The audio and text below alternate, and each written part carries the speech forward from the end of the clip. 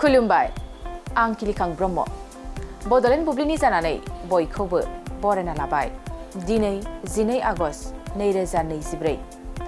नोंथांमोननो बडलेण्ड बुब्लिया दिनैनि साना मानि थाखाय मिथिजायो एबा दिनैनि सानाव मा हाबाफारि फालिनाय जायो नोंथांमोननो फारि फारि बडलेण्ड बुब्लिया फोरमायगोन दिनैनि सानखौ इन्टारनेशनेल युथ डे महरै फालिनाय जायो बोसोरफ्रोमबो 12 आगस्टआव हादर गेजेरारि लाइमोन सान फालिनाय जायो हादर गेजेरारि लाइमोन साना मोनसे बोसोरारि फालिथाय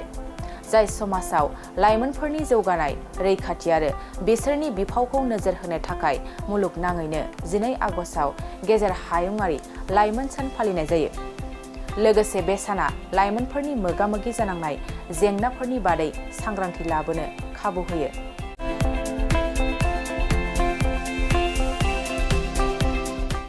बेनि अनगायैबो दिनैनि सानखौ वर्ल्ड एलिफेन्ट डे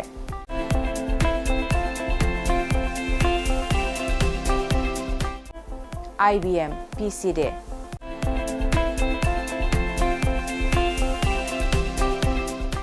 आरो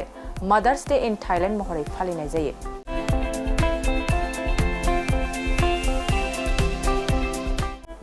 नोंथांमोननो बडलेण्ड बुब्लिया दिनैनि सानाव मा हाबाफारिजों मिथिजायो आरो मा हाबाफारिखौ फालिनाय जायो फोरमायबाय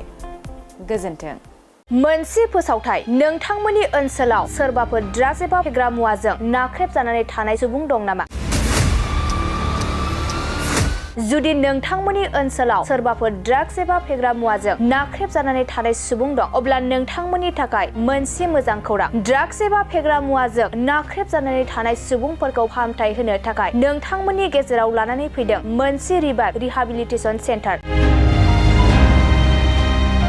जुदि नोंथांनि नखराव आरो नोंथांनि ओनसोलाव सोरबाफोर ड्राग्स एबा फेग्रा मुवाजों नाख्रेबजानानै दं अब्ला नोंथाङा रिहाबिलिटेसन सेन्टाराव फाहामथाय होफैनो हागोन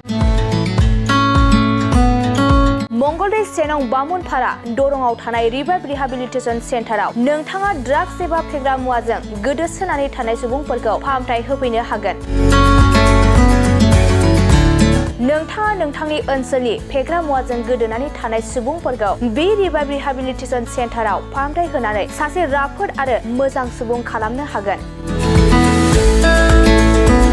गोबां बाथ्रा मिथिबावनो थाखाय नोंथाङा 9859262926 60030927006 नैबे होनाय जानबुं नम्बराव खौरां लानो हागोन